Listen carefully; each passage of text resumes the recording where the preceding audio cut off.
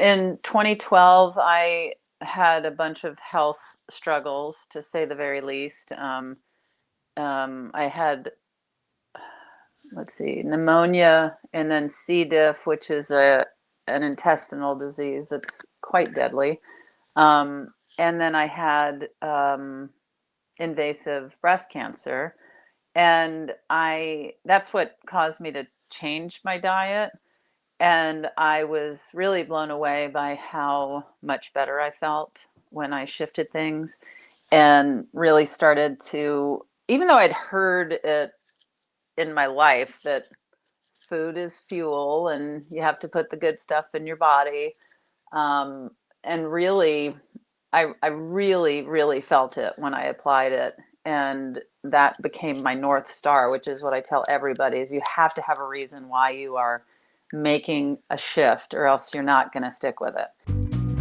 Welcome to the Mother Earth News and Friends podcast. At Mother Earth News for 50 years and counting, we've been dedicated to conserving the planet's natural resources while helping you conserve your financial resources. In this podcast, we host conversations with experts in the fields of sustainability, homesteading, natural health, and more to share all about how you can live well wherever you are in a way that values both people and our Mother Earth. Thank you for joining us for this episode of Mother Earth News and Friends. My name is Josh Wilder. I am the content director for Mother Earth News, and our guest this week embodies the resilience and grounded authenticity that's so important to sustainable living. Tig Notaro's life challenges led her to a major commitment to natural health. While you might know her groundbreaking Emmy and Grammy-nominated work all over entertainment, whether it's in stand-up comedy such as her latest album, Hello Again, in podcasts like her current show, Handsome, with co-hosts Mae Martin and Fortune Marie Feemster, producer of an upcoming documentary, Come See Me in the Good Light, about Andrea Gibson, and in shows like One Mississippi and Star Trek Discovery. You might not know her journey to a deeply dedicated plant-based lifestyle. We'll be talking with Tig today about how that change impacted her health and her family with her trademark honesty and dry wit as she drink water. Thanks again for being here today. Start off with just, you've spoken about your plant-based journey in the past. How would you describe yourself now? Well, I'm always inching towards a purer way of living and eating. And I would say I'm probably somewhere in that to 85%. Yeah. But I definitely have the, whatever plant-based, overly processed food. I mean, I have two 9-year-olds, and they're remarkably whole food plant-based, but we can't avoid having, mac and cheese in our house, vegan mac and cheese, and frozen pizzas. And so, but I even rarely have a bite of that. So, but yeah, I'm certainly not 100%. Well, first of all, I'll say I have a 6-year-old, and I am very impressed by everything you've said about your boys, because, just the tea time you talked about having with them. Like that was, hearing that was like, I can't believe we didn't start doing that like years ago. That would be. It's so fun. Stephanie mother is from England. And so tea was a big part of their family. And so when Max and Finn were 2, we just started giving them room temperature tea and going into the living room saying, let's talk. And they would talk about dump trucks, but it was fun to go to England when they were 9 and have them order tea at high tea and really, really enjoy it. That's awesome. Yeah. So you were so invested into this diet and nutrition plan that you got a certificate in plant-based nutrition from the Center for Nutrition Studies. Mm-hmm. Can you talk a little bit about like why? I know it was during the pandemic, so obviously you wanted to, try something a little bit different. But can you talk a little bit about that decision and why you wanted to take that course? Yeah, I in 2012 I had a bunch of health struggles, to say the very least. I had, let's see, pneumonia and then C. diff, which is a an intestinal disease that's quite deadly. And then I had invasive breast cancer, and I that's what caused me to change my diet. And I was really blown away by how much better I felt when I shifted things and really started to, even though I'd heard it in my life that food is fuel and you have to put the good stuff in your body. Um, and really, I really, really felt it when I applied it. And that became my North Star, which is what I tell everybody is you have to have a reason why you are making a shift, or else you're not going to stick with it. And so I was doing it for my health. I felt better. And then the deeper I got into learning about what I was eating, um, and the the nutrients, everything, making the food, it all just started to fascinate me. And I was lying in bed, yeah, in the pandemic, reading a book, and I just thought, I'm so deeply interested in this.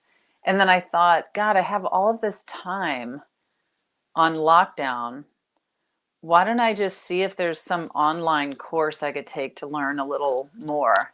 And so I found that course and took took it, and now I have, people are like, I can't believe you're a nutritionist. And I'm not a nutritionist. I'm not anything. I don't have a degree, but I just read and went through the program and have a certificate that, says I completed that program. And during the pandemic, I started trying to help people. Like I helped my next door neighbor who had high blood pressure, and he avoided shifting to having to take a daily pill. I was help on Zoom. I was helping a couple of different comedians that were interested, and so it was just something I started to think it would be fun to spend my time. I remember I was filming a movie with Reese Witherspoon, and I told her that I had gotten that certification and that I had this fantasy of continuing to help people on Zoom, or maybe even do it as a side job. And she said, "Oh my gosh, that's so great. That'll make you hundreds of dollars." It made me laugh so hard. But yeah, so that's really it. Is I just wanted more information for myself, and if anybody wanted some help or guidance or somebody to check in with, I wanted to provide that. But I haven't started it as a side hustle. I think that's okay. I think it's interesting when we talk about. I mean, we've talked about plant-based, diets a lot over the years in our Hmm. magazine and content, and it's always very divisive among our crowd because we have a lot of people that are learning a lot of different skills. We have a lot of homesteaders in our audience, and Hmm. a lot of people that process their own chickens or Yeah. you know raise their own livestock. And so a lot of people get a little defensive when Yeah. you talk about taking meat out of a diet. I'm sure you've run into that. What have Oh been my your gosh. experiences? Oh my gosh. I run into it all the time. You mentioned my podcast, Handsome, and I talk about it. Um, but we all talk about what we're eating or what we made for dinner. My co-host May was having a date and did some disastrous hot dog situation.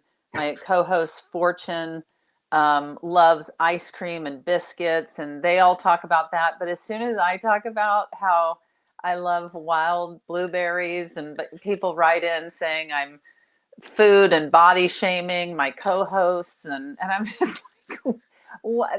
I always say there is no judgment. You should eat and do whatever you want to do. And both of my co-hosts have expressed an interest in the different smoothies that I make, or oatmeal, and people write in interested, but other listeners will get so upset if I talk about fruits or vegetables. Yeah, well, and it's funny. I appreciate that. Well, so my wife actually, she actually wanted to be here too. She's also a big fan, but she was a vegan for 5 years. I really value that idea that you took that course because you wanted to be able to know more about it. Because I feel like every time you bring it up, every time she would bring it up, everyone would have questions. Like Mm-hmm. you always get questions. Like, where do you Mm-hmm. get your protein? Yeah. Aren't you always hungry? Where do you get your vitamins? All that, and I appreciate that idea that you are helping people, and that you want to be able to answer those questions. Yeah. I mean, only if people are interested. Right. Only then. And, it's even like meeting friends out to eat.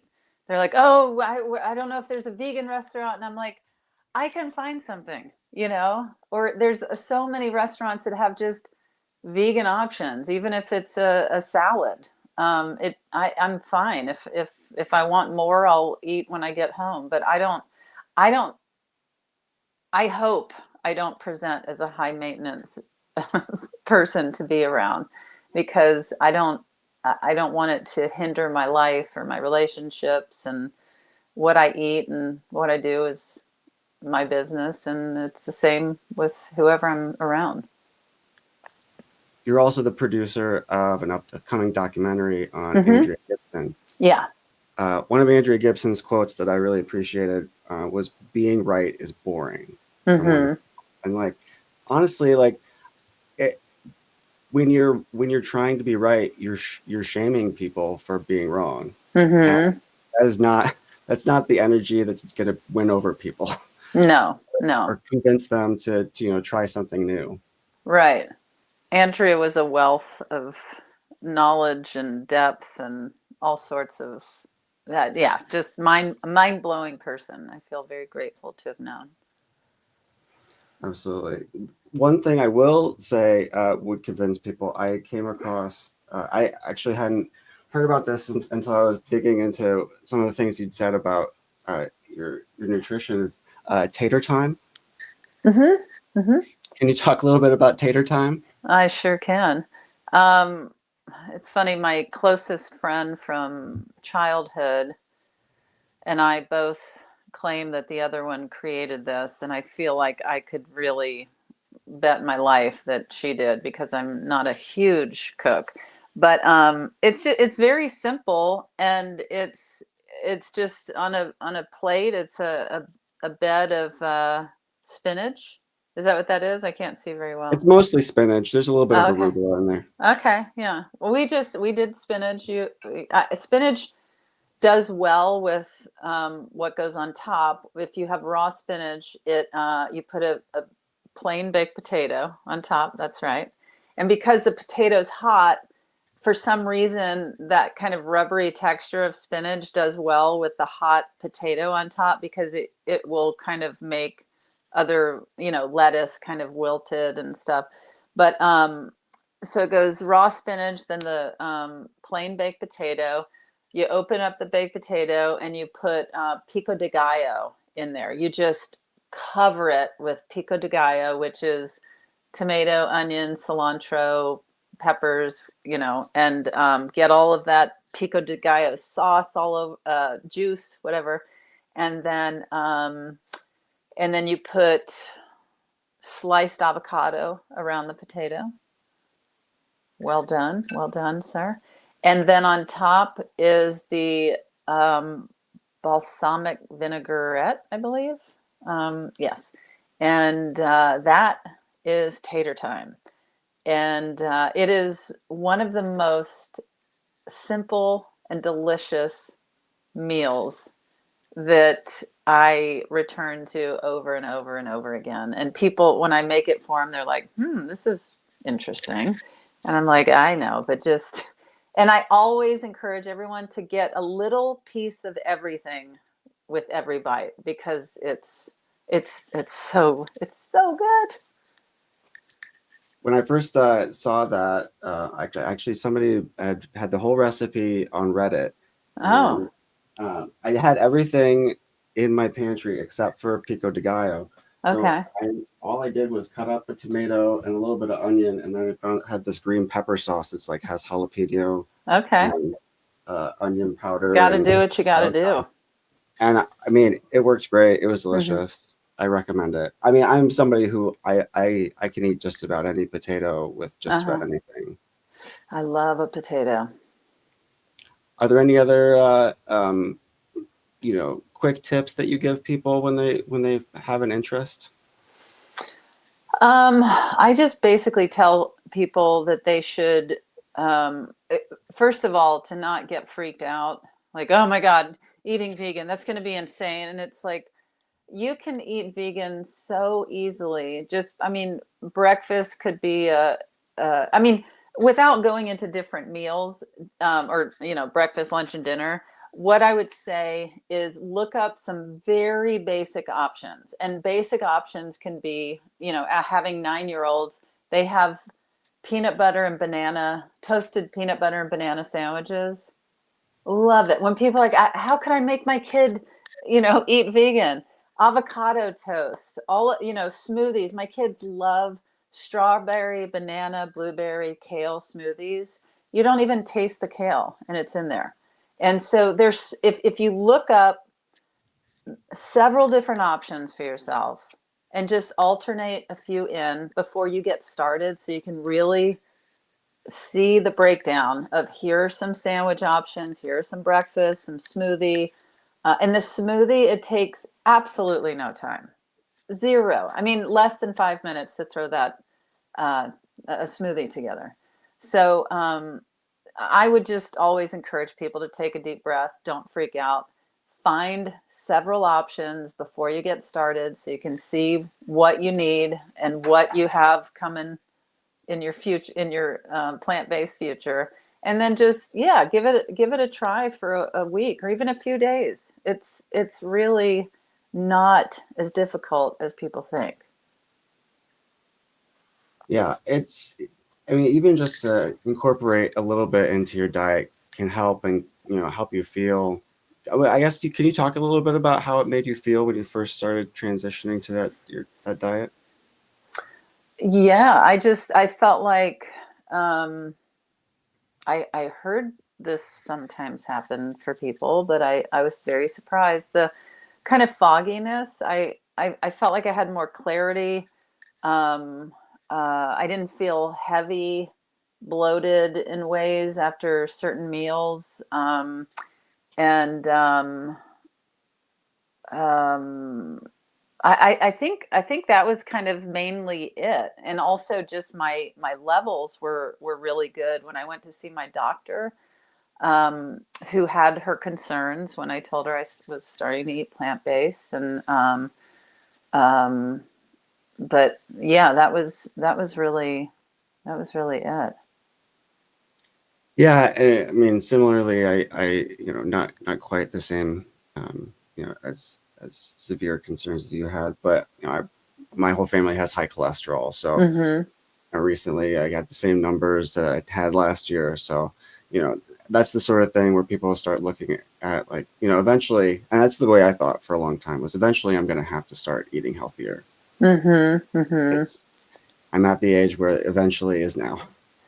Oh yeah. I mean, but also at any point, there's such a quick shift with the body and levels when you have your blood tested. Like you can really see a pretty quick turnaround, and that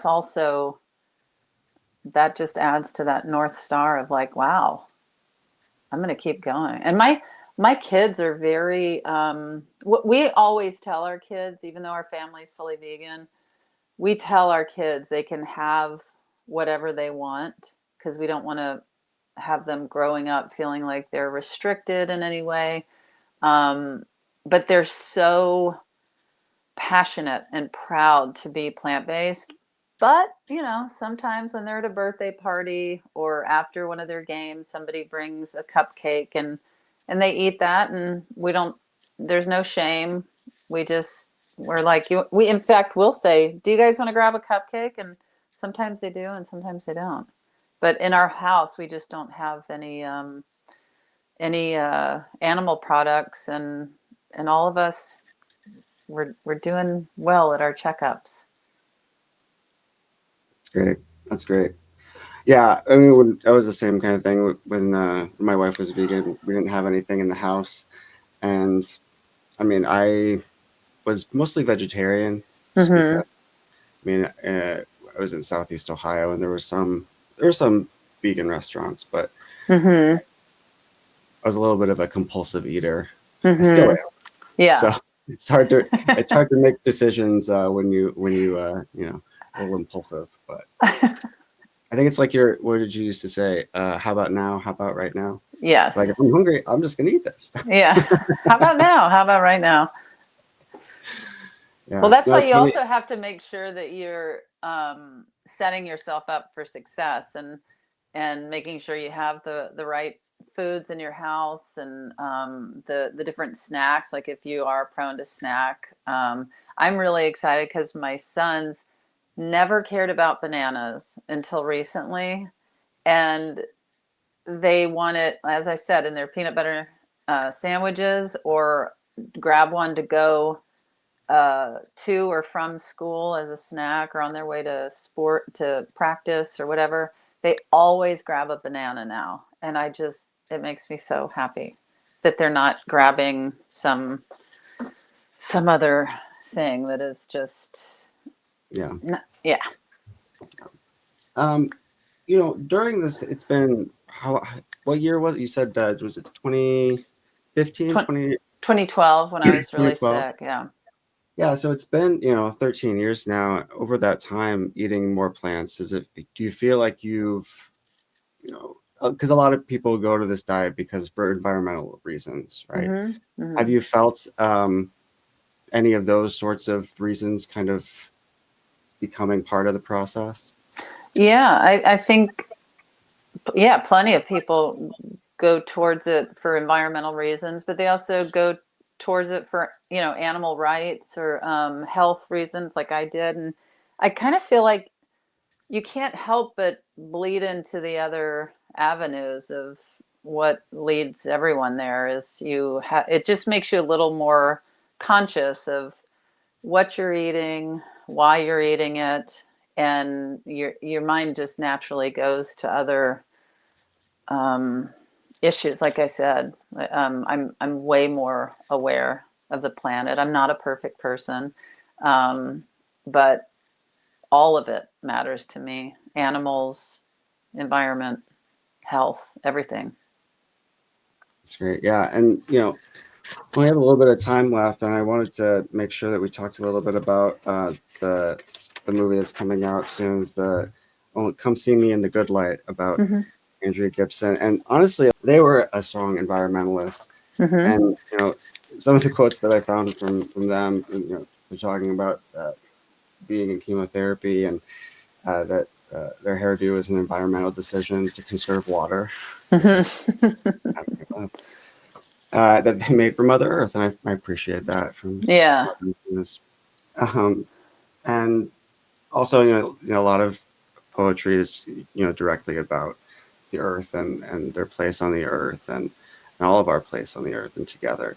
Um, and like you said, when you're eating like this and thinking about your connection to everything, you know, and your health and bringing those decisions and that lifestyle and making your family as part of it.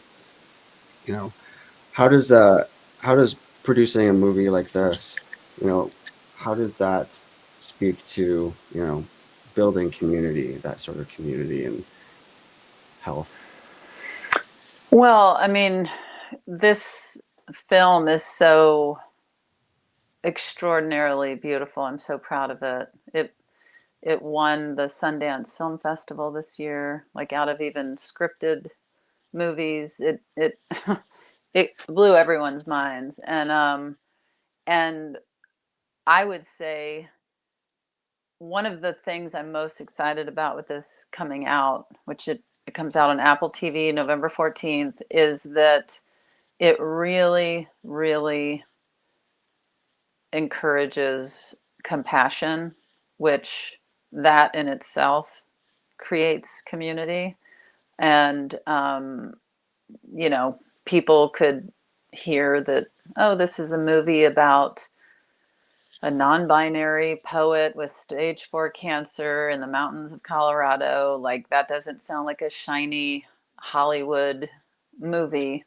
But I have not seen a person walk out of any of these film festival screenings without it's so wild. They always thank us. Thank you so much for making this movie.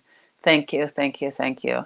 And it's not just because they love Andrea or they fall in love with Andrea. It's because of what it does to you and what it makes you want for yourself and your life and everything around you. So I think this will really open so many avenues of connection, whatever it may be. Great. That's great. Yeah, I mean, I really appreciate having the opportunity to talk to you, and frankly, especially at this time, because I was aware of them, before Mm-hmm. you put together this documentary and their passing, but I, having looked, watched all the performances of their poetry and Mm-hmm. interviews with them, it's remarkable, their message. Truly. Yeah. It's one of the things I'm most proud of in my nearly 30-year career. And I'm just so excited for people to see this. And yeah, it's called Come See Me in the Good Light.